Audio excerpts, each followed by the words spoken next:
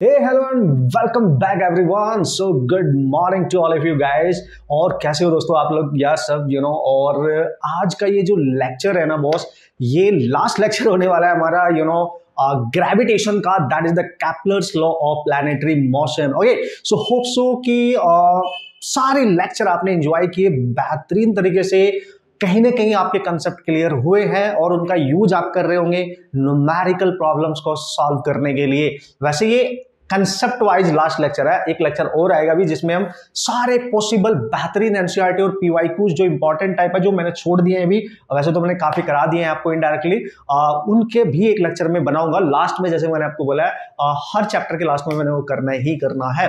ठीक है, मतलब उसमें हर टाइप का क्वेश्चन कहीं ना कहीं रहने वाले हैं. ठीक है ना बॉस. ठीक है, सो आज स्टार्ट करते हैं अमेजिंगली एक पॉजिटिव एनर्जी के साथ, हाई एनर्जी के साथ. आप भी तैयार हो जाए मस्त तरीके से नोट्स बनाने के लिए और सारे कंसेप्ट को सीखने के लिए. तो यार जितने भी डाउट्स आज तक आपके इसमें हुआ करते थे वो कोई भी डाउट अब आपका नहीं रहेगा.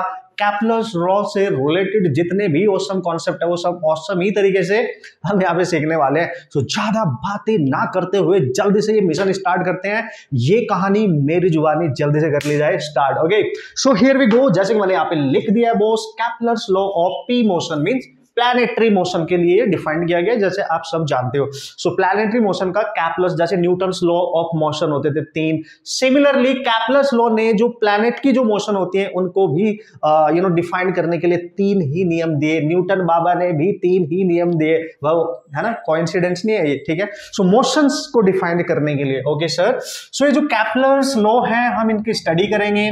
पहले जरा सा मैं इनके बारे में आपको बता देता हूं, बेसिक से डिटेल आपको दे देता हूं.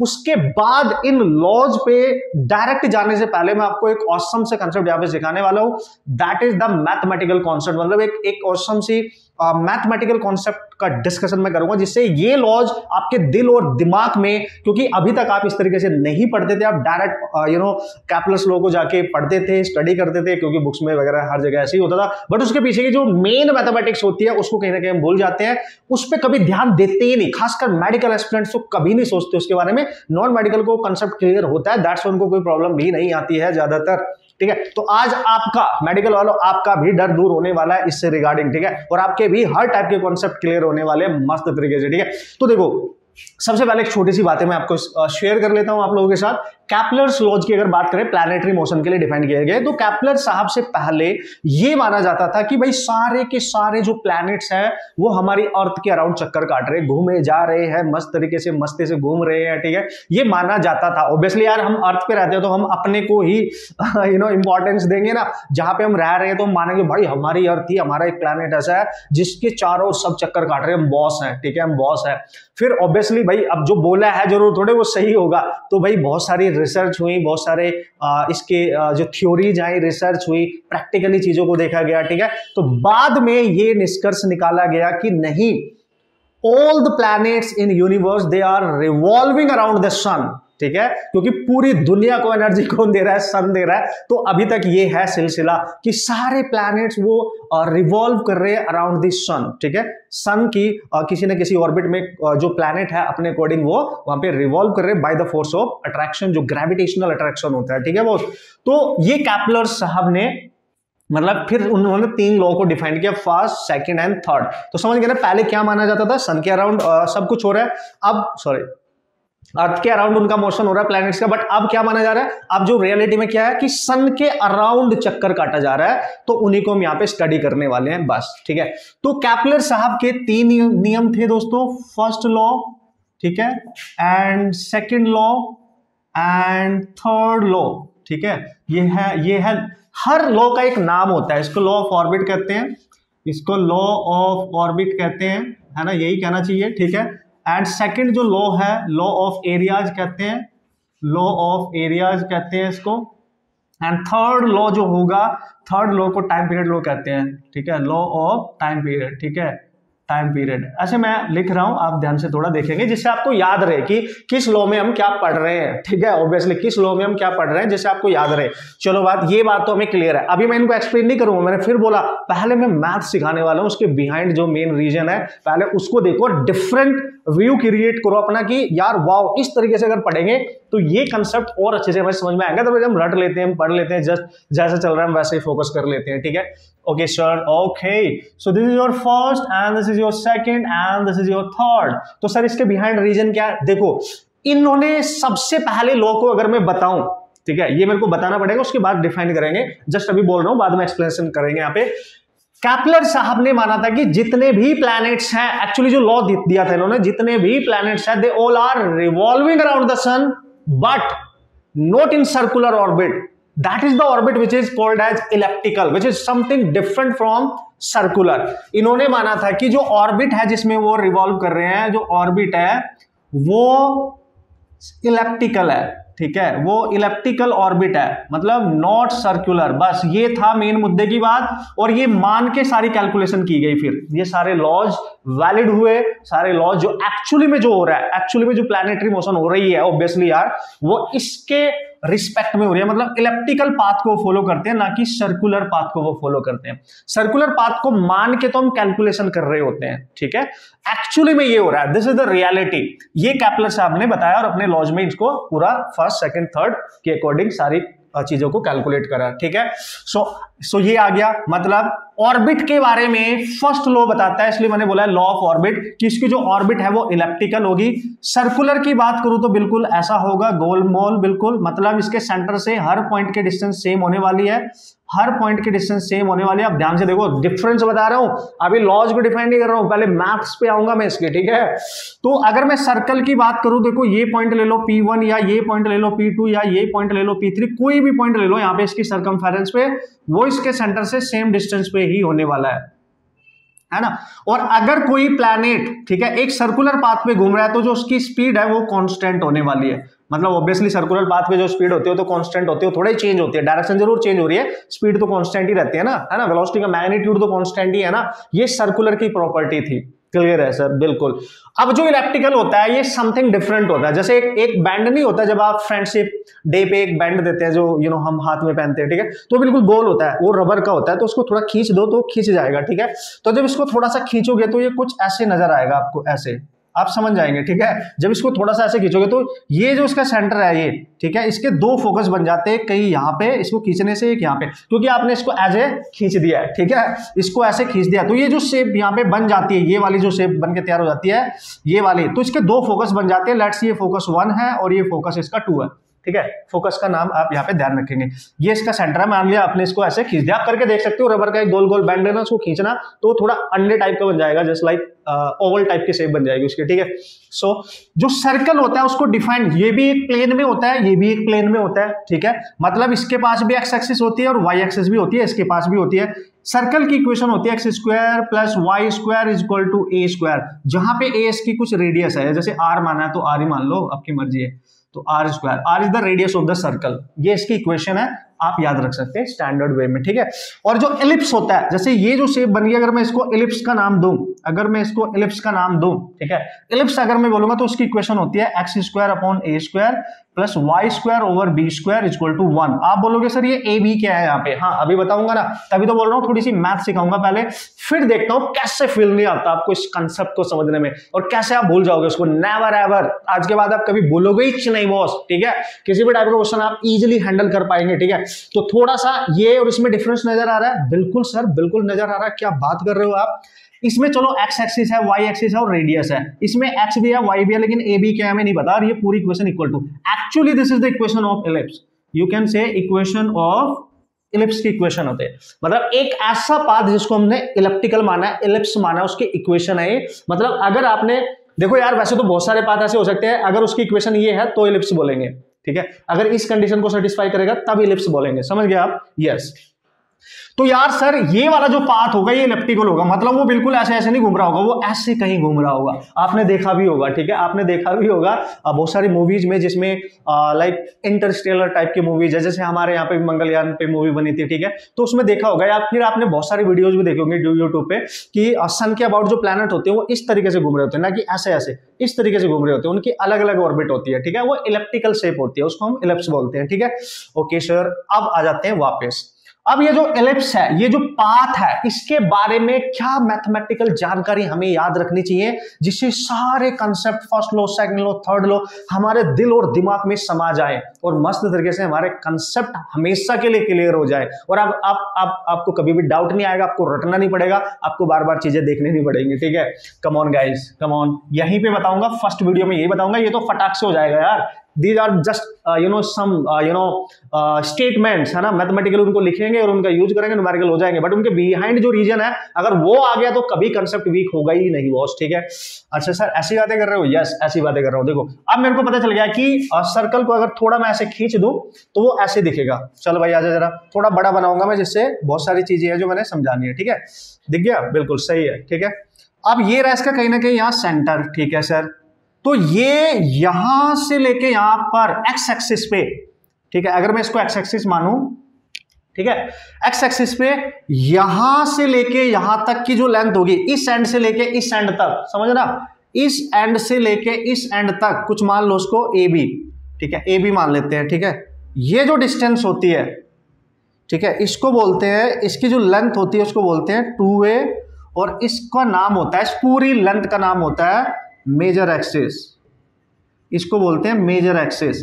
ये वो टेक्निकल टर्म्स है जो एलिप्स में यूज किए जाएंगे। आपको मैथमेटिक्स में जो हम पढ़ते हैं, जो आपने जो मेडिकल एस्पिरेंट्स हैं वो 12th में उनके पास मैथमेटिक्स तो नहीं, ऑब्वियसली उनको नहीं पता है, तो जो मैथ वाले बच्चे उनको ऑब्वियसली पता है। तो ये एलिप्स को जब हम स्टडी करते हैं तो एलिप्स में यूज होने वाले मैथमेटिकल टर्म्स हैं, आपको याद रखना है। ठीक है, तो ये वाली एक्सिस बड़ी है इसलिए इसको मेजर एक्सिस कहते हैं। इसकी लेंथ मानी गई है 2a, समझ गए।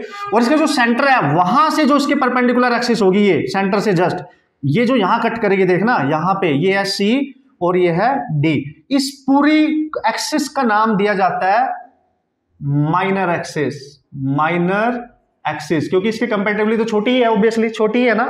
याद करो जब हमने शेप ऑफ अर्थ की बात करी थी, ठीक है, और ठीक है उस तरीके से हमने बात करी थी, तो ये वाला प्लेन जो होता था इक्वेटर, ये वाला प्लेन हम पोलर मानते थे और ये लेंथ ज्यादा होती थी, ऑब्वियसली ये लेंथ कम होती थी। ठीक है, तो यहां पे ध्यान से देखो अब तो अच्छा सर ठीक है। अब इस सेंटर से लेके जो भी है ये C मान लो उसको, C यहां से लेके यहां तक की डिस्टेंस ये वाली, ठीक है, ये वाली समझते जाना, ये वाली डिस्टेंस जो है आपके पास ये C से लेके B तक, इसको मानते हैं, चूंकि इसकी हाफ है इसको बोलते हैं semi major axis.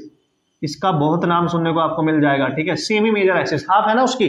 Similarly C से लेके ये C माना है ना, अच्छा इसको O मान लो। ठीक है, O मान लो। ठीक है, तो O से लेके C तक या O से लेके D तक, ठीक है, इसको मानेंगे यहां से यहां तक, इसको आप मानोगे। ठीक है, O से C तक, इसको जैसे पूरी है माइनर, पूरी कौन सी सर, CD। ठीक है, और इसको मानेंगे OC को आप मानेंगे सेमी, ठीक है, माइनर एक्सिस। पहले समझते जाना आप ध्यान से, पहले टर्म्स पे ध्यान दो, वेरी इंपॉर्टेंट, टर्म्स पे ध्यान दो। ठीक है सर, बढ़िया है सर, मजा आ गया। मतलब यहां से लेके यहां तक जो डिस्टेंस आएगी, चूंकि हाफ है 2a की तो a हो जाएगी, और ये जो पूरी डिस्टेंस होगी यहां से लेके यहां तक, ये 2b से रिप्रेजेंट करते हैं इसको, 2b से। तो हाफ कितनी होगी यहां से यहां तक सर, ये b होगी, यहां से यहां तक b। ठीक है, पूरी की लेंथ है 2b, इसलिए इसको AB माना गया। ठीक है, यहां मैंने लिखा A और B। A का मतलब देखो सेमी मेजर एक्सिस की लेंथ ये रही A, ठीक है, और B का मतलब सेमी माइनर एक्सिस की लेंथ ये रही। ठीक है, समझ गए आप। सो A क्या है यहाँ पे और B क्या है, क्लियर हुआ कि नहीं बॉस? ठीक है, यस सर। अब चूंकि मैंने आपको बोला था ये सर्कुलर पाथ ना हो कि अगर ऐसा है तो सेंटर के तरफ दो फोकस बन जाते हैं, दो ऐसे पॉइंट बन जाते हैं जहां पे हम मानते हैं सन की पोजीशन को। मतलब अगर इस सेंटर से इधर कहीं पर एक फोकस मान लूं और इधर कहीं पे एक फोकस मान लूं, सपोज करो ये F1 है और ये फोकस F2 है, तो ये दो फोकस यहां पे बन जाते हैं। F1 and F2 are to focus. ठीक है, समझ जाना आप, F1 F2 एंड 2 फोकस है यहाँ पे। तो ये टर्म्स हैं जो यहाँ पे यूज किए जाएंगे, इतना ही याद रखें आप, इससे ज्यादा आपको ज्यादा जरूरत नहीं पड़ेगी। जो मैं बताना चाह रहा हूँ, जो मैथमेटिक्स यहाँ पे मैं आपको समझाना चाह रहा हूँ, एक बार वो बेसिक सा भी आपके दिमाग में आ गया तो इनको आप 4 डालोगे, अपने आप ही 4 डालोगे, टेंशन ही नहीं लेने का फिर। ठीक है, ओके, अभी इसको एज इट इज याद रखो। ठीक है sir, okay, as it is याद रखेंगे, नो प्रॉब्लम। अब मैं दोस्तों आ रहा हूं वापस। ठीक है, वापस इस डायग्राम को यहां बना रहा हूं। अभी ये डायग्राम मैंने इसलिए बनाया था जिससे आपको 2a क्या है, 2b क्या है, a क्या है, b क्या है ये बता सकूं और फोकस कैसे बने ये बता सकूं। ठीक है, कूल। अब आ जाओ, देखो अब फर्स्ट लॉ में क्या बोला गया था कि all the planets they are revolving around the sun in a orbit which is called as elliptical, taking sun as a focus, है ना।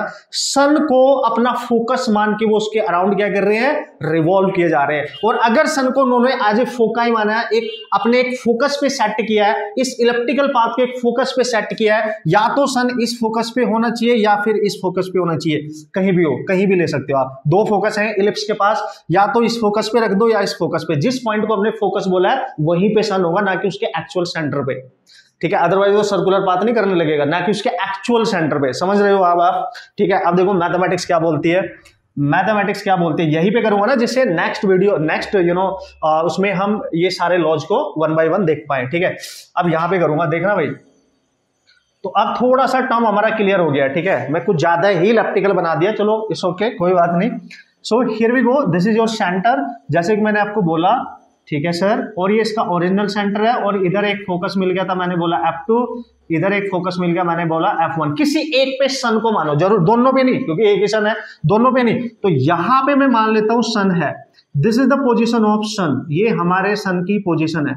सपोज करो ये हमारा सन है, ठीक है जी, ये हमारा सन है, ठीक है। और इसके अराउंड कोई प्लैनेट ऐसे घूम रहा होगा, ठीक है, इसके अराउंड कोई प्लैनेट। तो देखो सपोज करो वो प्लैनेट यहां पे है, this is the mass of planet, suppose करो M, और इसको आपने प्लैनेट मान लिया है, ठीक है, इसको आपने प्लैनेट मान लिया है, और ये यहां से घूम रहा है। तो अगर इसकी पोजीशन फिलहाल यहां है, तो ये घूम के ऐसे ऐसे घूम के कहीं ना कहीं यहां पे भी आएगा, ऑब्वियसली यहां पे भी आएगा प्लैनेट कहीं ना कहीं, ठीक है, यहां पे भी आएगा कहीं ना कहीं प्लैनेट घूम के, फिर ऐसे जाके एक चक्कर काट के फिर से यही आ जाएगा, ठीक है। तो किसके अराउंड घूम रहा है, सन के, ध्यान से समझियो।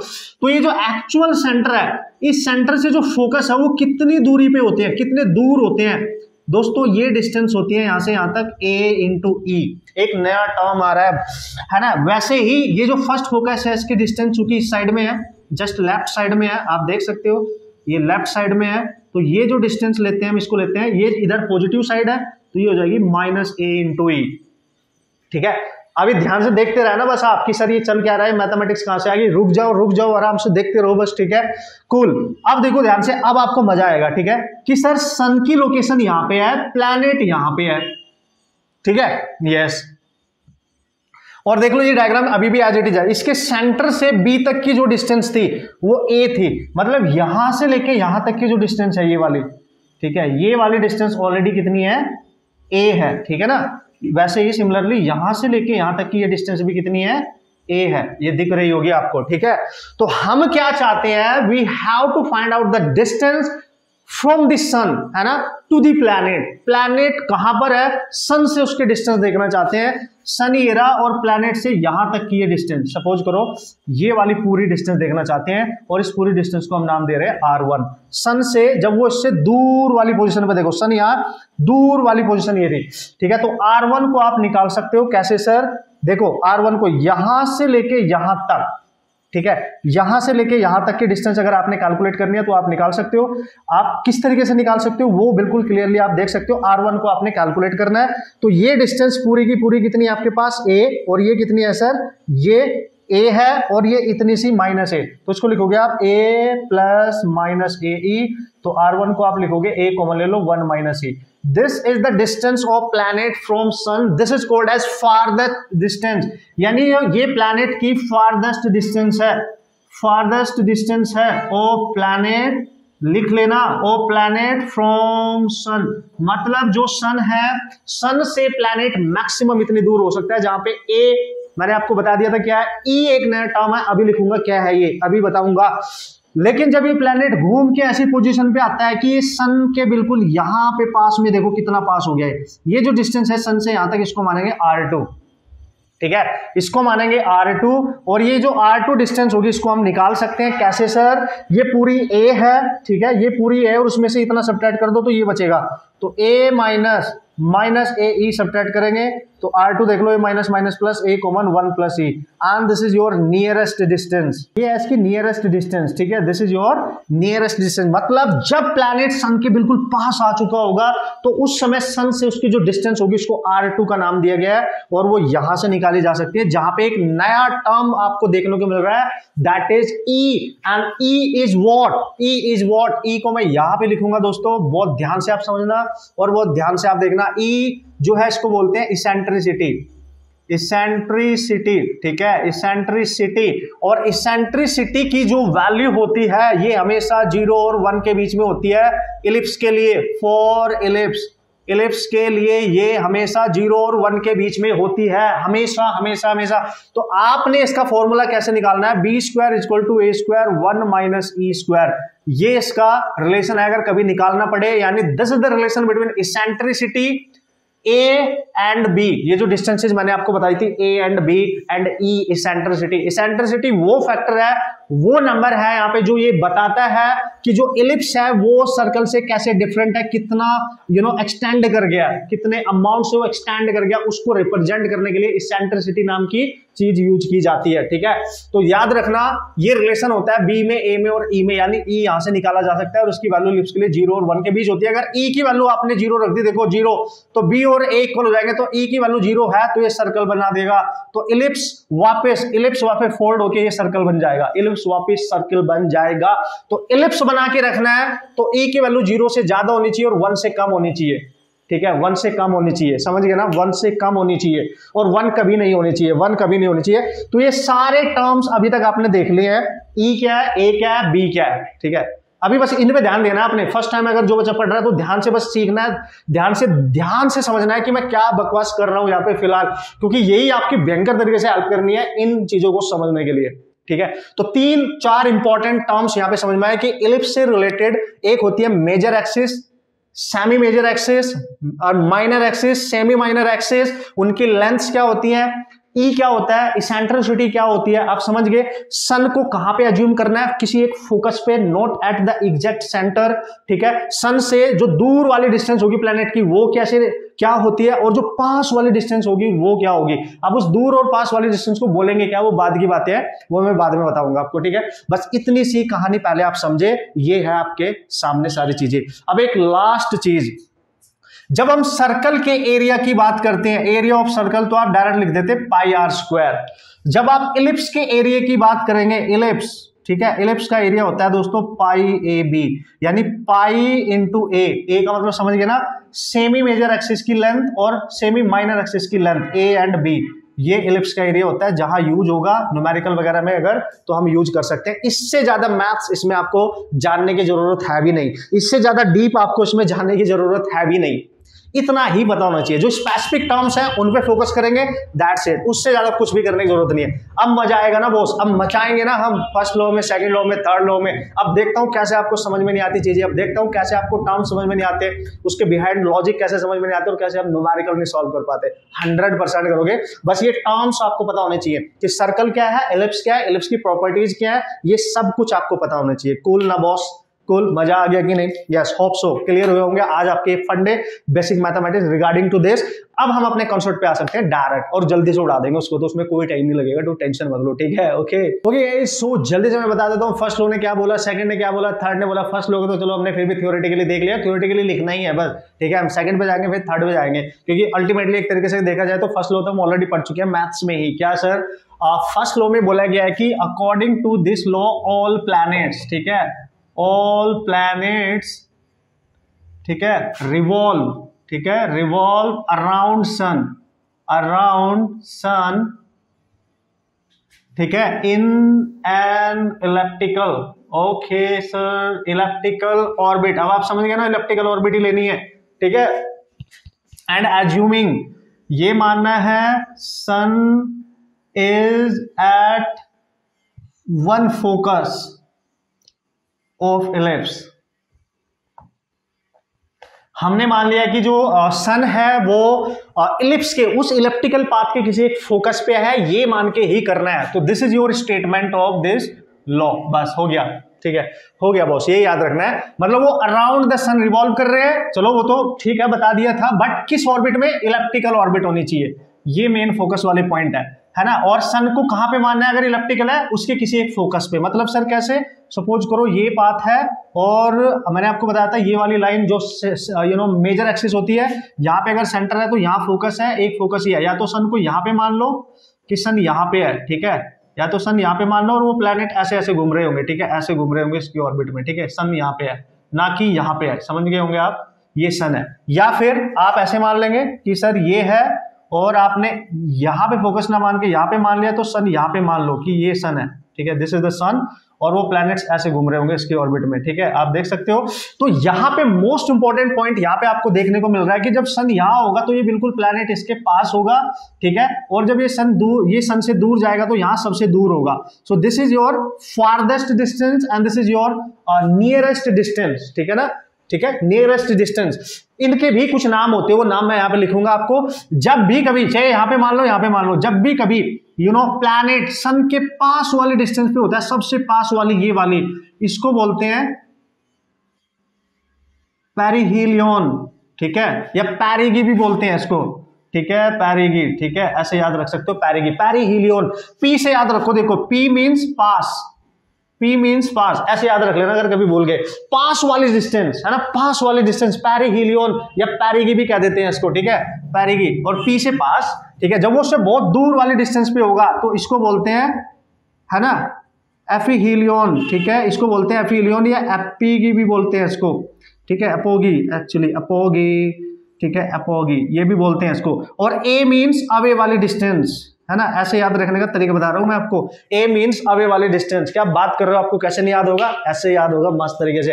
तो जब प्लैनेट सन के बिल्कुल पास होगा तो पेरिहीलियन डिस्टेंस होगी, पैरोगी, इसको आप नाम दे सकते हैं, या पी मींस पास वाली डिस्टेंस, ऐसे याद रख सकते हो। जब वो बिल्कुल दूर वाली डिस्टेंस पे होगा, आप देख सकते हो सन के सबसे पास ये है, सन की सबसे दूर ये है। अगर प्लैनेट यहाँ पे होगा तो ये डिस्टेंस देखो, अगर प्लैनेट यहाँ पे होगा तो ये डिस्टेंस देखो, अगर प्लैनेट यहाँ पे होगा तो ये, तो सबसे ज्यादा तो यही दिख रही है ना। फिर वो घूम के यहाँ पे आएगा तो ये वाली देखो डिस्टेंस तो सन से ही लेनी है, फिर वो यहाँ पे आएगा तो सबसे ज्यादा ये है, सबसे पास ही है, क्लियर हुआ होगा, ठीक है। और नाम मैंने बता दिया, टेक्निकली इनको नाम क्या कहते हैं फिजिक्स में। This is for perihelion and perigee means P means पास वाली एंड दिस इज अवे वाली मींस एपीहीलियन, ठीक है, या अपोगी, इसको आप मान सकते हैं, ठीक है, यही होना चाहिए, देख लेना आप ध्यान से, ठीक है। This is your first law guys, this is your first law, इतना बताया गया था, बात खत्म।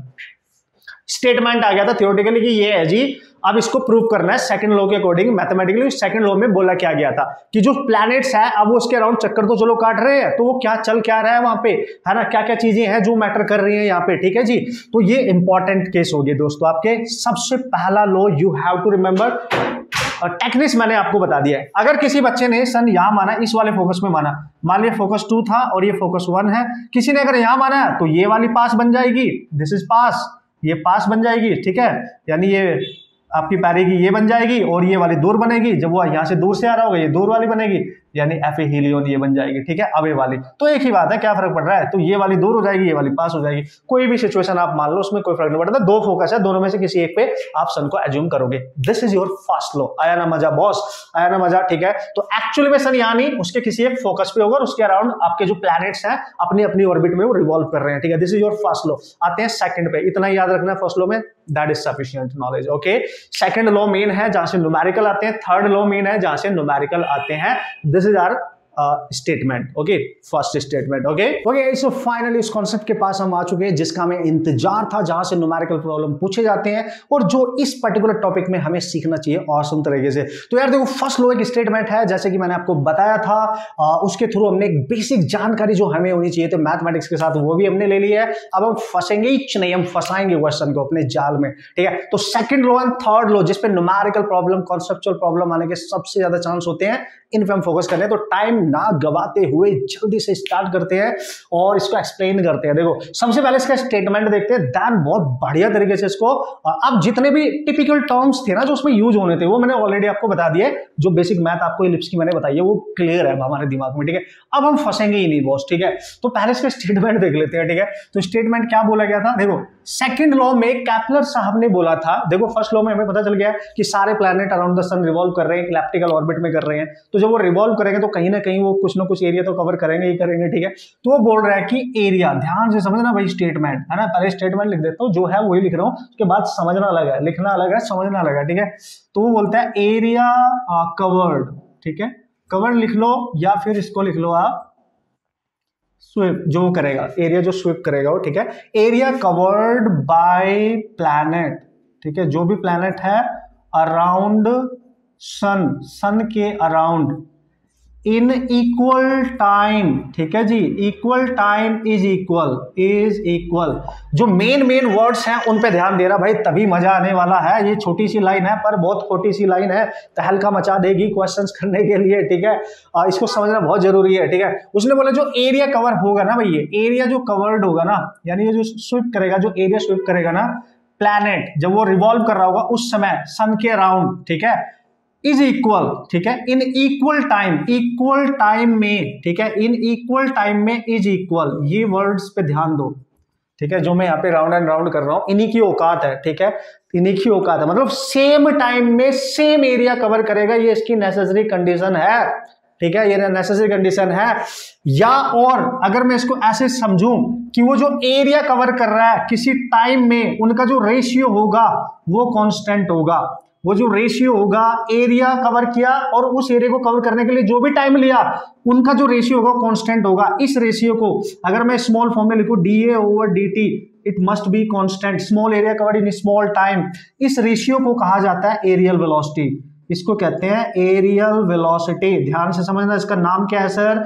Areal velocity. कैसे सर? कैसे बॉस, कैसे? इसको कहा जाता है एरियल, यानी ए बाई टी कांस्टेंट, या डी ए और डी टी लिख दो constant, small area in small time, और जो भी एरिया कवर कर रहा है total area in total time, that is remains always constant. ये है इसका मीनिंग, मतलब सेम टाइम में सेम एरिया कवर करेगा वो, ठीक है, ठीक है। अगर डिफरेंट रीजन पे हम बात करेंगे, ठीक है, तो ये बिल्कुल वैसे ही फील हो रहा है कि सर अगर वो कोई डिस्टेंस कवर करे किसी टाइम में, तो डिस्टेंस ओवर टाइम वो उसकी लीनियर वेलोसिटी बन जाती है, जो डिस्प्लेसमेंट करता है वो वहां पे with respect to any time, ठीक है। तो यहाँ पे वो एरिया कवर कर रहा है डिवाइड बाई टाइम, तो उसको एरियल वेलोसिटी कह दी। वहां पे डिस्टेंस कवर कर रहा था तो उसकी लीनियर वेलोसिटी कह दी थी हमने, ठीक है, उसको लीनियर वेलोसिटी बोल देते हैं। तो बस सिंपल आप इसको समझिए, this is your statement guys, this is your statement. इसकी जितनी भी कंसेप्ट है इसके बिहाइंड, वो सारे मैं यहाँ एक्सप्लेन करने वाला हूँ। बहुत ध्यान से नजरे गड़ा के मन से एकदम देखते रहना और मजा आने वाला है आपको, ठीक है। देखो करना क्या है सर, ठीक है, करना क्या है देख लो। अब ये तो पता है कि पाथ उसका कैसा होने वाला है सर, पाथ तो होने वाला है इलिप्टिकल, बिल्कुल होने वाला है, ठीक है जी, पाथ तो क्लियर होने वाला है। तो यहां से लेके यहां तक की distance measure axis and minor axis आप सबको पता है, कोई पंगे वाली बात है नहीं, ठीक है, कोई पंगे वाली बात है नहीं। तो चलो मैं इसी से भी बना देता हूं पहले। अब वो पता क्या कह रहा है कि यार ये इसका अगर एक्चुअल सेंटर है यहाँ पे, तो सन कहीं इसकी फोकस पे होगा, या तो यहाँ पे या यहाँ पे ले लो। मैं यहाँ पे मान के चल रहा हूँ ये सन की लोकेशन है, ओके नो प्रॉब्लम। और अगर ये सन की लोकेशन है, सपोज करो वो प्लैनेट यहाँ कहीं से चला और यहाँ से चल के कहीं यहाँ तक गया, ठीक है जी, ए पॉइंट से चला कहीं बी पॉइंट तक जा रहा है, सपोज करो ऐसे जा रहा है वो, मैंने ऐसे मान लिया ए से चल के बी पे ऐसे जा रहा है, ठीक है सर। तो जब मैं ए से चला तो सन से इसको मिला दो और जहां तक गया वहां पे ज्वाइन कर दो, कर दी, ज्वाइनिंग कर दी। अब देखो सन से लेके ए से बी तक जाने में उसने जो भी ये एरिया कवर किया, ये वाला देखो मेरी नजरों से, और मस्त तरीके से आपको एक कंसेप्ट फॉरएवर आपके माइंड में ठहरने वाला है, और इसके क्वेश्चंस आप बेहतरीन तरीके से फोड़ के आने वाले हैं, ठीक है, टेंशन नहीं लेने का, देखते रहो बस, ठीक है। ये एरिया, ये वाला एरिया हो गया बस, ठीक है। लेट्स सी ये वाला एरिया। अब ये जो प्लैनेट है, ये प्लैनेट है भाई, ऑब्वियसली ये क्या है आपका, ये प्लैनेट है सर, बिल्कुल है। और ये प्लैनेट यहां से यहां चला गया है सर, बिल्कुल। अब ये घूम के आगे भी तो आएगा, सपोज करो ये कहीं यहां पे आ गया है, ठीक है, यहां तक आ गया, सी से लेके अब ये आगे जा रहा है, तो सपोज करो ये कहीं यहां तक डी तक गया, ठीक है। तो फिर से इसको ज्वाइन कर दो, फिर से ज्वाइन कर दिया सर। तो ये वाला जो एरिया आपको दिख रहा होगा, ये देखो बॉस, ये वाला जो एरिया कवर कर रहा है, ठीक है, दोनों अलग अलग से नहीं नजर आ रहे, बिल्कुल क्लियरली आप देखो। उसने बोला अगर वो ए से बी की साइड में जाके एरिया कवर कर रहा है, पर किस सिचुएशन में, देखो ये चूंकि सन की पोजीशन है, अगर मैं इस वाले पॉइंट की बात करूं ए और बी, ये सन से दूर वाले पॉइंट है, और सी और डी की बात करूं सन के पास वाले पॉइंट, अगर देखा जाए तो सपोज करो ए से बी जाने में जो एरिया कवर किया वो A1 है, और ए से बी तक जाने में जो टाइम लिया वो T1 है, और यहां से यहां तक आने में जो एरिया कवर किया ये A2 है, और जो टाइम लिया वो T2 है। सपोज करो ये तो मैंने बना दी सिचुएशन।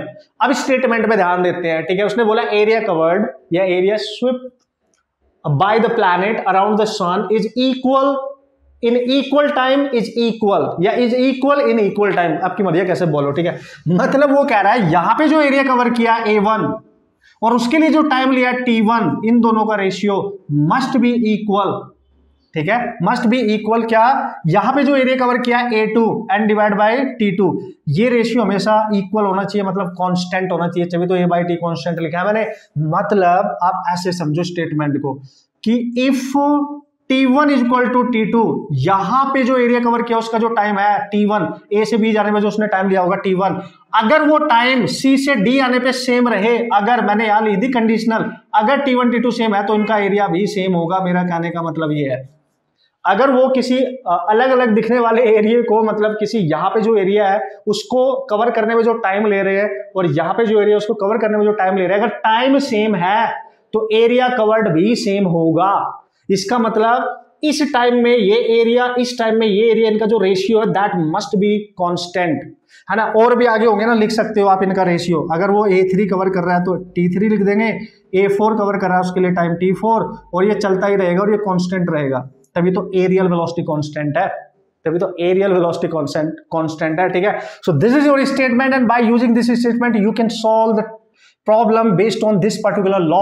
ये तो रहा इसका स्टेटमेंट। अभी हमने केवल स्टेटमेंट की ही बात करी है, इसके पीछे कॉज क्या है देखो ना। क्यों?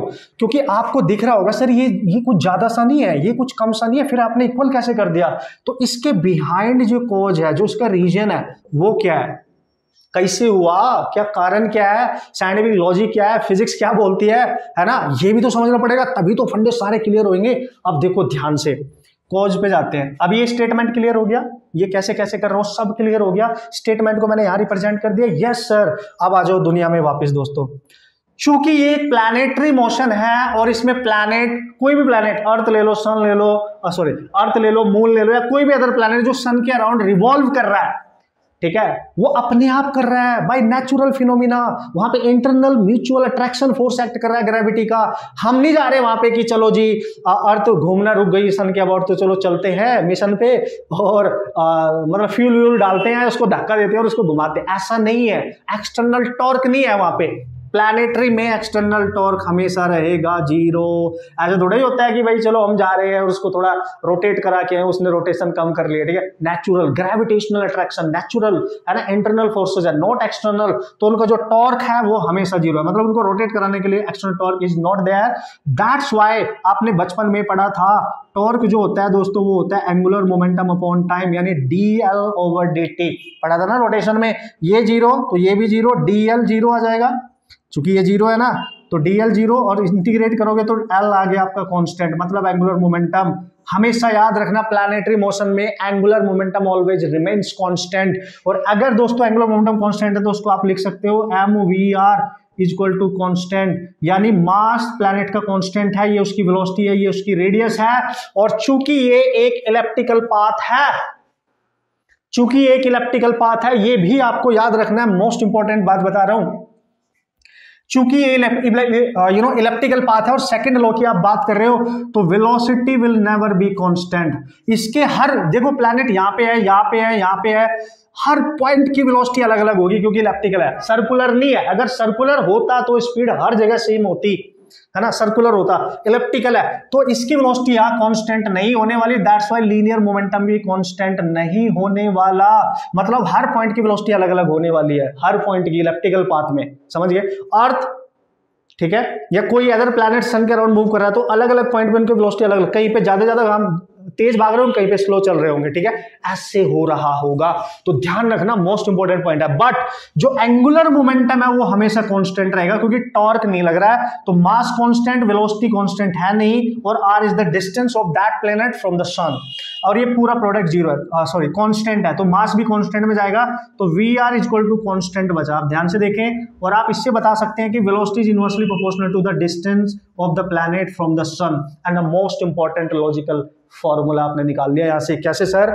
अगर उस प्लैनेट की डिस्टेंस, मान लिया ये है सन से, अगर वो ज्यादा होगी तो देखो उस पर्टिकुलर पॉइंट पे जहां डिस्टेंस ज्यादा वेलोसिटी कम होगी, ठीक है।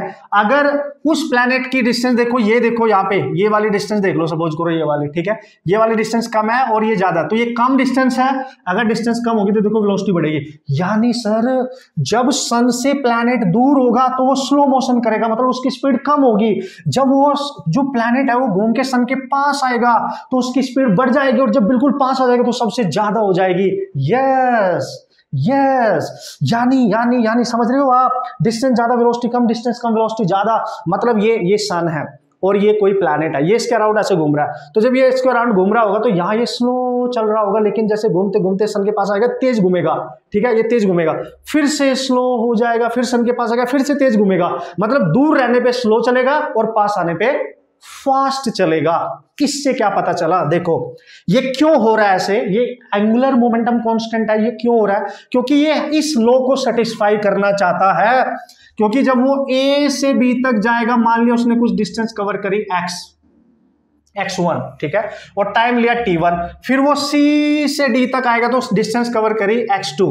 तो आप खुद सोचो, जब वो a से चला होगा किसी वेलोसिटी va के साथ, फिर वो b पे गया होगा, तो ये धीरे धीरे चलेगा, क्योंकि ये पोजीशन सन से दूर वाली है, तो यहां वेलोसिटी स्लो होगी, मतलब दूर वाली पोजीशन स्लो होगी, और जो डिस्टेंस कवर करेगा वो कम होगी, है ना, वो कम होगी। और उसको बैलेंस करने के लिए जो सन के पास आएगा, तो जो डिस्टेंस कवर करेगा x2, that must be greater than x1, मतलब पास आने पे उसको ज्यादा डिस्टेंस कवर करनी पड़ेगी, और जब वो दूर होगा वो कम डिस्टेंस कवर करेगा, क्योंकि स्लो चल रहा है, ये फास्ट चल रहा है, और ज्यादा डिस्टेंस ये इसलिए यहाँ पे कवर कर रहा है क्योंकि इस एरिया को और इस एरिया को ये इक्वल करना चाहता है, सेम टाइम में सेम एरिया कवर करना चाहता है। तो किससे बैलेंस कर रहा है वो? यहां पे स्लो चल के बैलेंस कर रहा है, यहां पे तुरंत फास्ट कर लेगा। तो यहां पे स्लो चलने से जितना एरिया कवर करेगा, उतना यहां फास्ट चलने से एरिया कवर कर लेगा। तो ये अलग अलग दिखने वाले एरिया सेम हो जाएंगे, ठीक है, सेम हो जाएंगे। समझ में आया बात को? समझ में आई बॉस? किससे बैलेंस किया? वेलोसिटी से। तो जहां पे ये एरिया अजीब सा दिख रहा है आपको, बड़ा सा ये एरिया जो दिख रहा है, देख लो यहाँ पे ये वाला जो अलग सा स्ट्रक्चर है, तो यहाँ वो स्लो होगा दूर, और जब पास आएगा तो फास्ट होगा, ठीक है, इसलिए वो बैलेंस हो जाता है। इसलिए हम कहते हैं कि area covered in same time is same, ठीक है, इसलिए हम कहते हैं। सो this is the logic guys, this is the logic and this is the concept behind it. Numerical तो आपके इसी कंडीशन से हो जाएंगे ना, न्यूमेरिकल की तो कोई टेंशन ही नहीं है। जैसे दो एरिया को कंपेयर कराना है तो बस इतना रिलेशन यूज कर लेना, a1 over t1 equal to a2 over t2, आपका आंसर बन जाएगा, नो प्रॉब्लम। अब देखो व्हाट इज एरियल वेलोसिटी। अगर मैं आपसे एक चीज और ध्यान से देखूं कि मैंने इसको स्टेटमेंट को लिखा ही क्यों, अभी बताया मैंने आपको, प्लैनेटरी मोशन है, एंगुलर मोमेंटम कांस्टेंट होना है। एंगुलर मोमेंटम और एरियल वेलोसिटी में एक रिलेशन होता है, ध्यान देना, L इक्वल टू होता है 2m dA ओवर dt, हम डिराइव कर सकते हैं। This is the most important relation, इस पे डायरेक्ट न्यूमेरिकल भी आ सकते हैं। इस क्वेश्चन पे न्यूमेरिकल, इस क्वेश्चन पे न्यूमेरिकल डायरेक्ट, और इस वाले पे इस मतलब इस कॉन्सेप्ट पे न्यूमेरिकल डायरेक्ट। तो ये जो L है ये तो एंगुलर मोमेंटम है, ये 2 तो कांस्टेंट है, मास उस प्लैनेट का मास है, और ये इसकी एरियल वेलोसिटी है dA ओवर dt। ये देखो ये भी कांस्टेंट, और एंगुलर मोमेंटम हमने अभी देखा है कांस्टेंट, ये भी कांस्टेंट, ये भी कांस्टेंट, तो dA ओवर dt भी तो कांस्टेंट होना चाहिए। तो इसी कॉन्सेप्ट से हमने बताया था कि एरियल वेलोसिटी हमेशा कांस्टेंट होती है, मतलब we can write area t1 time में, a2 एरिया t2 टाइम में, इनका रेशियो हमेशा कांस्टेंट रहने वाला है। ये सब कुछ आपने देख लिया, सब कुछ आपने देख लिया, यही है सेकंड लॉ, और यही है इसके कंसेप्ट, यही है इसके इंपॉर्टेंट फॉर्मूले जिनके थ्रू आप क्वेश्चंस को बना सकते हो, सॉल्व कर सकते हो।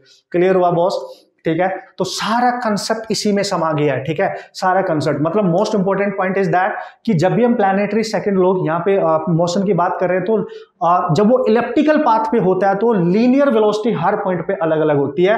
अब एक लास्ट पॉइंट में जो यहाँ डिस्क्राइब करने वाला हूं आपके लिए, वो बताऊंगा कि सर जब वो बिल्कुल पास होगा सन के तो उसकी वेलोसिटी सबसे ज्यादा होगी, यस। जब दूर होगा तो सबसे कम होगी, यस। तो सर वो सबसे ज्यादा और सबसे कम होगी क्या आप वो बता सकते हैं? यस बता सकते हैं, आ जाओ मिशन पे, ठीक है। ओके दोस्तों, जल्दी से वेलोसिटी देख लेते हैं। कंसेप्ट हमने देख लिया मस्त तरीके से, कौन कौन से इंपॉर्टेंट फॉर्मूले थे, ये वाला पार्ट मैंने हटा दिया, होप्स आप सबने नोट किया होगा मस्त तरीके से, ठीक है। अब आ जाओ, देखो यार सीधी सी बात है, अगर आप ध्यान से देखो इसमें, ठीक है, चलो ये डायग्राम में यहाँ बनाता हूँ दोबारा से, ठीक है। वेलोसिटी अगर निकालनी है तो this is the major axis. अब आपको बिल्कुल क्लियर है मेजर एक्सिस क्या है, माइनर एक्सिस क्या है, सेमी मेजर क्या है, सेमी माइनर क्या है, ऑल सब कुछ पता है, ठीक है।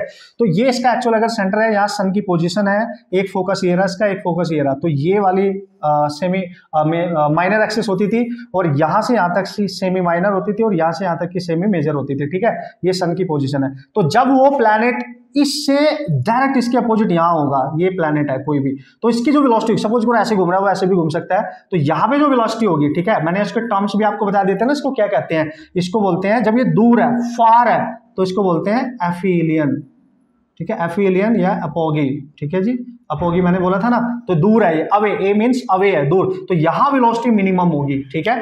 और जब ये घूम के आएगा और बिल्कुल यहां होगा, देखो उसके जस्ट अपोजिट, देखो सबसे कम डिस्टेंस है, ये डिस्टेंस यहां से यहां तक r1, ये डिस्टेंस यहां से यहां तक r2, और जब वो यहां होगा तो वेलोसिटी यहां मैक्सिमम होगी, क्योंकि ये इसका पेरिहेलियन है, ठीक है, पेरिहेलियन है, और इसको पेरी की भी बोलते हैं, ठीक है। वो नाम यूज कर सकता है कि पेरी की वेलोसिटी बताओ या अपोगी वेलोसिटी बताओ। तो this is maximum when the nearest, this is you can से नियरेस्ट वेलोसिटी, जब वो नियरेस्ट पॉइंट पे होगा एंड जो फारदेस्ट पॉइंट पे होगा, तो ये कभी कभी आपसे पूछ सकता है भाई इनकी वैल्यू बताओ क्या होगी, ठीक है। तो मैंने आपको बताया था यहां से लेके यहां तक की, देखो टोटल डिस्टेंस 2a होती है, तो ये क्या होती है, a, यानी that is the distance of semi major axis, semi major axis. और जो सन है उसका मास कैपिटल एम मान लो, प्लैनेट है उसका मास स्मॉल एम मान लो, तो नो प्रॉब्लम। जब आप निकालोगे मैक्सिमम वेलोसिटी, तो अंडर रूट में g mass of sun over a, ठीक है। तो चूंकि मैक्सिमम निकालना है तो 1 प्लस ऊपर लेना है, e ओवर 1 माइनस e नीचे लेना है, ठीक है। और ये डिराइव करने के बाद आएगा, मैं डिराइव करने की जरूरत नहीं है, ठीक है। एंगुलर मोमेंटम कंजर्वेशन से और एनर्जी कंजर्वेशन से हम निकाल सकते हैं, ठीक है। बट आप डायरेक्ट याद रखेंगे, अभी तक नहीं आया बट आ सकता है, so that's why you have to remember, ठीक है। तरीका बताऊंगा याद रखने का। अगर मिनिमम निकालनी है, जब वो दूर था तब वेलोसिटी मिनिमम थी, तो वो कितनी होगी, तो g mass of sun a into, चूंकि देखो जब मैक्सिमम किया तो नीचे 1 माइनस e किया, 1 माइनस मतलब ये कम होगा तो ये ज्यादा होगी, तो ये चेंज कर दो बस, माइनस वाला ऊपर ले जाओ और प्लस वाला नीचे ले जाओ, क्योंकि ये प्लस होगा नीचे तो ये ज्यादा होगा तो ये कम आएगी वैल्यू, ठीक है। This is your answer, you have to remember this thing. और इससे ज्यादा आपको कुछ भी यहाँ पे करने की जरूरत है ही नहीं बॉस, ठीक है, कुछ भी करने की जरूरत नहीं है, यही याद रखना है। सर ई क्या है, इसेंट्रिसिटी, वो गिवन होगी कहीं ना कहीं, अगर न्यूमेरिकल भी बनाएगा ना कहीं ना कहीं गिवन होगी, अदरवाइज न्यूमेरिकल नहीं बनाएगा। ये रिलेशन एज इट इज पूछ सकता है, ये रिलेशन ई तो पता है ना, इसेंट्रिसिटी है, ठीक है, ये रिलेशन सब कुछ मैंने आपको बता रखे हैं। सो this is your concept second law दोस्तों।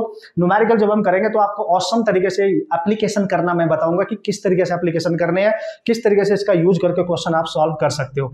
ये रिजल्ट मोस्ट इंपॉर्टेंट है, ये रिजल्ट आपको याद रखने हैं। अब लास्ट का जल्दी से हम देख लेते हैं, कैप्लर्स थर्ड लॉ क्या बोलता है, उसके बाद न्यूमेरिकल पे चलते हैं और मचाते हैं फिर पकड़ के, ठीक है। ओके वो, so this is our last law, the Kepler's third law. और इसमें कुछ ज्यादा बातें हम नहीं करेंगे, इसमें जस्ट फॉर्मूला मैथमेटिकल उसका यूज करेंगे, उसका न्यूमेरिकल सॉल्व करने के लिए उसका यूज किया जाता है, बस इतनी सी हम बात यहाँ डिस्कस करने आए, तो इसमें बहुत डिटेल में आपको जानने की जरूरत नहीं है।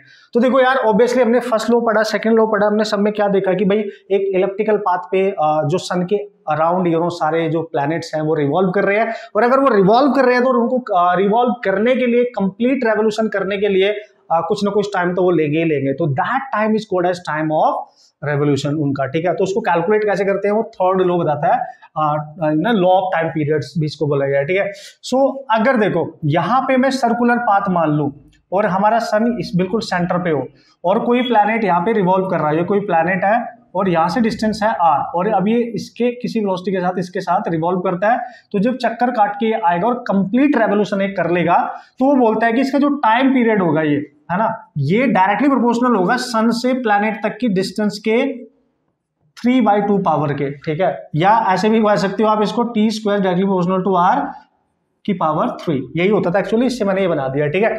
तो this is the time period जो है उसका टाइम ऑफ रेवोल्यूशन, ये डिस्टेंस है सन और प्लैनेट के बीच की, तो ये आपका फॉर्मूला है। बट ये कब वैलिड होगा, व्हेन पाथ इज सर्कुलर, जब सर्कुलर पाथ है, ठीक है जी, जब भी सर्कुलर पाथ की हम बात करेंगे, ठीक है। क्योंकि हम प्लैनेटरी मोशन की बात कर रहे हैं, तो अगर सर प्लैनेटरी मोशन हुआ तो क्या करेंगे, तो ये सेंटर है, यहाँ पे कहीं पे सन है, ठीक है, ये सन की लोकेशन है, तो आप देख सकते हो ये, तो ये सेंटर है। तो हमने देखा था कि ये पूरी डिस्टेंस होती थी दोस्तों 2a, तो जो सेमी मेजर एक्सिस होगी ये वाली, ये डिस्टेंस होगी a, तब इसका जो टाइम होगा किसी भी प्लैनेट का, सपोज करो यहाँ से घूम से जा रहा है प्लैनेट और वो रिवॉल्व करके आ रहा है, तो वो एक मीन डिस्टेंस पे डिपेंड करता है, यानी a लेंगे फिर हम, ना कि r, फिर हम a लेते हैं इस केस में, ठीक है। a is the mean distance, you can से this is mean distance, okay, तब आप मीन डिस्टेंस की बात करते हो, तो मतलब सेम ही है, फॉर्मूला सेम ही रहने वाला। फिर आप बोलोगे सर यूज कौन सा करेंगे, वैसे तो हम यूज इसमें से कोई सा भी कर लो, जो डिस्टेंसेस गिवन होंगी वो इस तरीके से गिवन होगी कि आपको कोई फर्क नहीं पड़ने वाला, आप as it is formula use कर सकते हैं। आप सर्कुलर मान के करें या मेन डिस्टेंस लेके करें, आपको डिस्टेंस निकालनी नहीं पड़ेगी, वो ऑलरेडी बोल देगा कि distance from the sun to the planet is this, तो आप डायरेक्ट यूज कर सकते हैं। तो सपोज करो दो अलग अलग प्लैनेट की आपने बात करनी है, for planet P1 and planet P2 इसका टाइम है T1 इसका, T2 इसकी डिस्टेंस सन से R1 इसकी R2, वो डायरेक्ट बोलेगा सन से डिस्टेंस। तो आपने बोदर ही नहीं करना कि ये यूज करो कि ये यूज करो, ठीक है। आप न्यूमेरिकल करने के लिए एज इट इज जा सकते हैं। तो आप क्या करेंगे इसके according, T1 over T2 equal to first distance second वाले की होल पावर 3/2। तो this is the relation you have to use directly to solve the numerical problem. मैं कुछ क्वेश्चंस आपको करके दिखाऊंगा, आपको खुद ही आइडिया लग जाएगा कि किस तरीके से यूज करना है। So don't worry about that. तो इतनी सी थी ये कहानी, मेरी जुबानी। कैपलर्स थर्ड लॉ में केवल टाइम पीरियड निकालना था, उसका फॉर्मूला देखना था मैथमेटिकली बॉस, ठीक है। अब देखो यार, न्यूमेरिकल आपके बचे हैं वो हम सब कर लेंगे, नो प्रॉब्लम एट ऑल। और आपको आइडिया लग जाए किस तरीके के क्वेश्चन आते हैं, किस तरीके से करने हैं। और ये ऑसम सा कॉन्सेप्ट भी हमने बढ़िया तरीके से सीख लिया, इसको अप्लाई कर लिया और पूरा चैप्टर हमारा कंप्लीट हो चुका है। अब आपका काम बनता है कि आप मस्त तरीके से इसको सॉल्व करके आएंगे, ठीक है, इसका यूज करके आएंगे, ओके। और न्यूमेरिकल करते हैं जल्दी से, जिससे कि आपको आइडिया लग जाए किस तरीके से क्वेश्चन किए जाएंगे इन सारे कंसेप्ट का यूज करके, जितने भी हमने कंसेप्ट अभी पढ़े हैं सेकंड और थर्ड लॉ के अंदर, ठीक है। ओके गाइस, सो इंतजार हुआ खत्म और सारे कंसेप्ट पढ़ने के बाद अब जल्दी से देख लेते हैं वो सारे न्यूमेरिकल प्रॉब्लम्स। मतलब 4-5 क्वेश्चंस मैं आपको यहाँ पे डिस्कस करने वाला हूँ, जिससे आपको ये जो कंसेप्ट आपने सीखा है इसको अप्लाई करना आपको आ जाए। जो कंसेप्ट इतने बढ़िया तरीके से टाइम लगा के आपने ध्यान देके सीखे हैं, तो उनका एप्लीकेशन करना बहुत जरूरी है कि नहीं है। So here is the first question, question number 1। आप जल्दी से इसको देख लो। और जैसे कि मैं हमेशा बोलता हूँ दोस्तों, न्यूमेरिकल हमारा दुश्मन भी है, दोस्त भी है। अगर आप उसको इग्नोर करके पढ़ोगे तो वो आपको समझ में नहीं आएगा, तो आपसे सॉल्व नहीं होने वाला है। लेकिन अगर उसकी एक एक वर्ड को बहुत ध्यान से आप पढ़ोगे, उसका मीनिंग समझोगे, उसमें गिवन इन्फॉर्मेशन को राइट डाउन करोगे, तो डेफिनेटली आपका साथ देगा और क्वेश्चन सॉल्व हो जाएगा कंसेप्ट के साथ। बस कंसेप्ट आपने अपने माइंड में रखना है, ठीक है। मस्त टेक्निक बता रहा हूँ, ठीक है। सो पढ़ लो जल्दी से मैं देख लेता हूँ उसको। उसने बोला the figure shows the elliptical orbit of a planet in planet of mass m about the sun, ठीक है, about the sun, okay। the shaded area SCD is twice the shaded area SAB। मतलब यहाँ पे कुछ diagram आपको given है और जैसे वो बोलेगा हम वैसे ही करते जाएंगे। ये सन की पोजीशन है, उसने बोला एक एरिया यहाँ पे कुछ ऐसे है, उसने बोला एक एरिया कुछ ऐसे है। हमने बोला ठीक है ये शेडेड एरिया है, ठीक है, दिस वन, और एक एरिया ये है, ओके सर। अभी कॉन्सेप्ट सीख लिया हमने, देखो मस्त मजा आएगा। SCD मतलब ये सन है S, ये पॉइंट है C, कुछ भी ले सकता है, कहीं भी ले सकता है, ये D, ठीक है, ठीक है। ये वाला एरिया SCD हो गया और दूसरा SAB। So this is S and this is A, this is B। So A मान लो, इसको मान लो आप B। उसने बोला कि जो ये एरिया आपको दे रखा है, उसने बोला दो SCD का जो एरिया है वो डबल है इससे। मतलब ये वाला जो एरिया SCD जो है वो 2 टाइम्स है एरिया SAB वाला। ये वाला जो एरिया है इससे ये वाला एरिया डबल है। ये क्वेश्चन में गिवन है, हाँ जैसे बोलेगा हम तो वैसे कर लेंगे, हमारा क्या जा रहा है, ठीक है। ये क्वेश्चन में गिवन है। फिर बोला if T1 is the time for the planet to move from C to D। Planet ऐसे मूव कर रहा है C से D की तरफ और यहां से यहां तक का टाइम दे रखा है T1। फिर वो अगर ऐसे मूव कर रहा है तो A से B की तरफ जाएगा तो टाइम है T2, ठीक है सर, यही होना चाहिए। T2 is the time to go from A to B। Then what is the relation between T1 and T2? ला क्या बात कर रहा है, देखो सीधी सी बात है। प्लैनेट वाला प्लैनेट का एक क्वेश्चन है, प्लैनेटरी मोशन का एक क्वेश्चन है, एरिया की बात कर रहा है ना, टाइम टेकन की बात कर रहा है, तो T1 T2 में रिलेशन बताना है। मैंने आपको बताया था इस केस में कोई भी प्लैनेट की जो एरियल वेलोसिटी होगी वो हमेशा कांस्टेंट होगी, ये मैंने बताया था। यानी अगर ये एरिया आप A1 मान रहे हो, इसको आप A2, तो area A1 in time T1, यही होती है ना, area divide by time must be equal to area 2, जो नेक्स्ट एरिया कवर कर रहा होगा किसी टाइम में, ये सेम होना चाहिए। और मैंने बताया था इसी फॉर्मूले का यूज करके आप क्वेश्चन सॉल्व कर सकते हो, ठीक है, क्योंकि एरियल वेलोसिटी यहाँ कांस्टेंट रहने वाली है, क्योंकि एंगुलर मोमेंटम हमेशा कांस्टेंट होता है। तो देखो A1 एरिया किसको माना है, A1 इसको, यानी ये वाले को, ठीक है, एरिया ASCD वाला डिवाइड में टाइम उसका कितना है सर, T1 है। फिर दूसरा एरिया किसका है सर, ASAB वाला, टाइम कितना है सर, T2। तो ये वाला जो एरिया ये इससे डबल है, तो पुट करो 2ASAB डिवाइड में T1 is equal to ASAB वाला एरिया वो डिवाइड में T2, ये हो गया कैंसिल। तो आप बहुत क्लियरली देख सकते हो guys, T1 is equal to 2 times of T2, ठीक है। मतलब ये जो टाइम यहाँ पे लेने वाला है T1, इसको इसके टाइम से डबल होना पड़ेगा एरिया को इक्वल बनाने के लिए, ठीक है, एरियाज को इक्वल बनाने के लिए, मतलब ये कंडीशन फुलफिल करने के लिए, ऐसे समझो आप, एरियल वेलोसिटी को कांस्टेंट बनाने के लिए। So this is your required relation and this must be the answer. आप चेक करेंगे, no problem, T1 must be equal to 2 times of T2। This is how you can solve the problem. देखा, apply करना सीख लिया, है ना, concept सीखा था, मैंने आपको बताया था किस तरीके से यूज करना है, और मस्त तरीके से आप अपना क्वेश्चन क्रैक कर सकते हो। टेंशन नहीं लेने का बॉस, टेंशन देने का। एक क्वेश्चन और करते हैं, नो प्रॉब्लम, एक क्वेश्चन और करते हैं, next. Okay boss, so second question देख लेते हैं और जल्दी से पढ़ लेते हैं, ज्यादा बातें नहीं करेंगे तो क्वेश्चन पे ध्यान देंगे बढ़िया तरीके से। क्वेश्चन आपके सामने पढ़ लिया करो, जो गिवन इन्फॉर्मेशन उसको लिख लिया करो, सबसे ज्यादा जरूरी है। मैं अपने लिए देख लेता हूं, the time period of revolution of a planet A around the sun is 8 times that of B. Okay, the distance of A, एक प्लैनेट आपके पास है, दो प्लैनेट है, एक ए है एक बी है, जो सन के अराउंड रिवॉल्व कर रहे हैं। So the distance of A from the sun is how many times greater than that of distance of planet B from the sun। ठीक है, मतलब कहने का उसने बोला कि ये हमारा सन है, सपोज करो, ठीक है, इसके अराउंड एक प्लैनेट कोई घूम रहा है, ठीक है सर, ये कोई प्लैनेट ए है और इसकी सन से जो डिस्टेंस है वो मान लो R1, ठीक है, ऐसे समझ लेते हैं। और फिर दूसरा प्लैनेट है वो भी सन के अराउंड घूम रहा है, ठीक है, उसकी जो डिस्टेंस है, इलेप्टिकल पाथ मान रहा हूं मैं, उसकी जो डिस्टेंस है उसको मान लेता हूं प्लैनेट बी की R2। तो वो बोल रहा है कि जब ए वाला घूमता है तो टाइम T1 लेता है, जब ये वाला घूमता है तो टाइम T2 लेता है। तो उसने बोला जब ए वाला सन के अराउंड घूम रहा है तो उसका जो टाइम है वो दूसरे का टाइम, इस बी वाले के टाइम का 8 टाइम्स ग्रेटर है। तो बताओ इनकी डिस्टेंस में क्या रिलेशन होगा? सिंपल है, इनके डिस्टेंस में क्या रिलेशन होगा? तो टाइम की बात कर रहा है तो हमेशा थर्ड लॉ यूज करोगे, थर्ड लॉ। तो T1 over T2 equal to R1 over R2 की होल पावर 3/2। पहले का टाइम ये दे रखा है 8 टाइम्स ऑफ T2, ठीक है, T2 हमने B वाले को माना है। पहले की डिस्टेंस अगर R1 है तो दूसरे की R2 है, इसको एज इट इज रखेंगे क्योंकि इनमें रिलेशन पूछा, ये हो गया कैंसिल। सो आप लिखेंगे R1 ओवर R2 की whole power 3/2। Here is the 8, ठीक है ना, 8 आ गया, तो 8 आ गया तो उसको आप क्या लिख सकते हो, R1 ओवर R2, ठीक है। ये 3/2 है, इसको जब ये पावर हटाओगे तो इसके ऊपर जाएगी और ये उल्टी हो जाएगी, मतलब इसकी रिवर्स हो जाएगी, 2/3 हो जाएगी, ठीक है।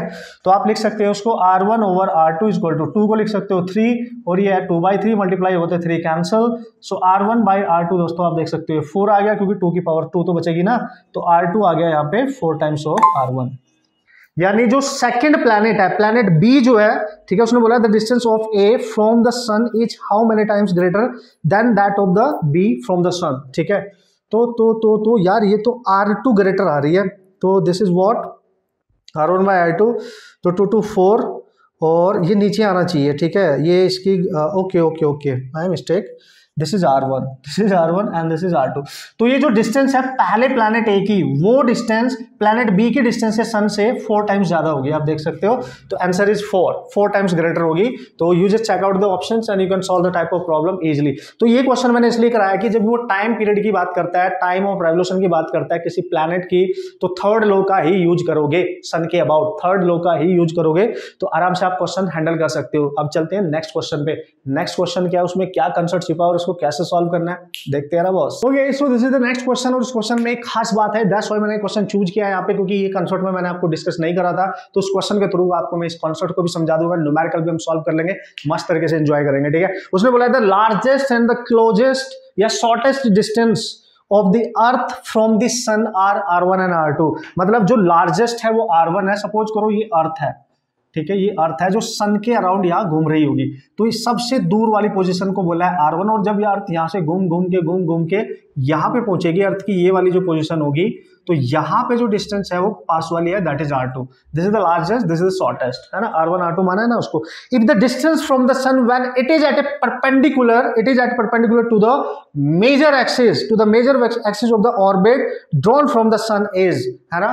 तो मतलब सन पे मेजर एक्सिस, सन से, है ना, यहां से अब मान लिया अर्थ यहां पहुंच गई और सन के जस्ट ऊपर है, और एक परपेंडिकुलर आप ड्रॉप कर रहे हो जो कि इस पे मेजर एक्सिस पे, यही होती है ना मेजर एक्सिस, ये वाली इस पे परपेंडिकुलर है। तो सन से अर्थ की ये पोजीशन जो होगी, जो भी होगी, लेट्स से कैपिटल आ रहा है, ये आपने कैलकुलेट करनी है। जब अर्थ धीरे धीरे रिवॉल्व करके सन के जस्ट ऊपर आ जाएगी, और वहां से अगर मैं एक एक्सिस ड्रॉप करूंगा तो वो मेजर एक्सिस पे परपेंडिकुलर होगी, तो बताओ सन से और अर्थ तक की जो डिस्टेंस होगी वो कितनी होगी। भाई वैसे तो इसको सॉल्व करना पड़ेगा बस, but by the property of the ellipse we can solve this type of problem directly. जब भी देखो, ये एक स्पेसिफिक केस हो गया, ये एक स्पेसिफिक केस हो गया, एलिप्स का केस हो, सन की पोजीशन ले लो, अर्थ को सन के जस्ट ऊपर लेके और वहां से एक परपेंडिकुलर ड्रॉप करो, ये नॉन वैल्यू होगी हमेशा, मतलब ये हार्मोनिक मीन होता है, हार्मोनिक मीन होगा फॉर टू डिस्टेंसेस की बात कर रहे हैं हम, टू डिस्टेंसेस के लिए हार्मोनिक मीन निकाल लेना, यानी आर की वैल्यू जो यहां से हमेशा निकल के आएगी वो 2/r इक्वल टू 1 जो ये डिस्टेंस है फारदेस्ट और शॉर्टेस्ट प्लस 1 इससे आप निकाल सकते हो। तो आप देख सकते हैं यहां से जब इसको आप एलसीएम वगैरह लोगे तो यहां से 2/r this is that perpendicular distance, ठीक है।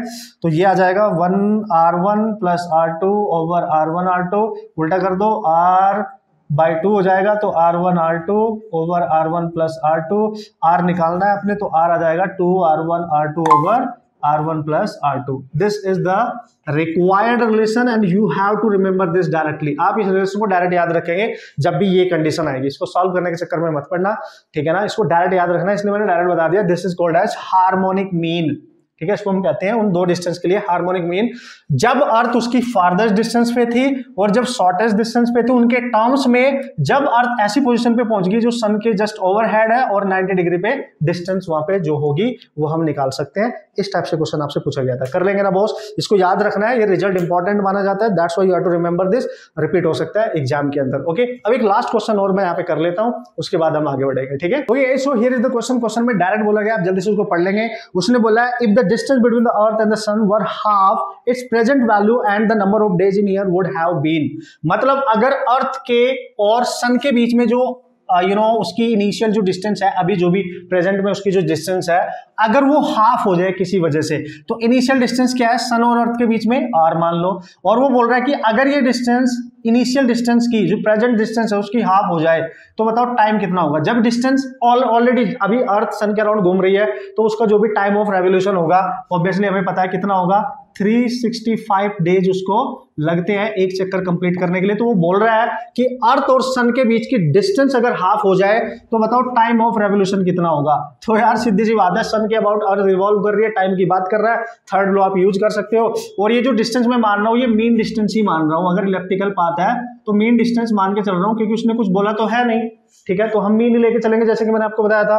तो t1 over t2 equal to r1 over r2 की होल पावर 3/2। आई थिंक अब आप खुद ही कर लोगे यार। तो t1 कितना है सर, इनिशियली जब डिस्टेंस चेंज नहीं थी जो एज इट इज है 365 है सर। t2 सर निकालना है, r1 क्या है सर, r है, r2 क्या है सर, रेडियस हाफ हो गई, मतलब वो डिस्टेंस हाफ हो गई। तो 3/2 r कैंसिल, 2 ऊपर जाएगा, 365/t2, 2 ऊपर जाएगा तो 3/2, इसको आप लिख सकते हो 2√2 लिख सकते हैं कि नहीं।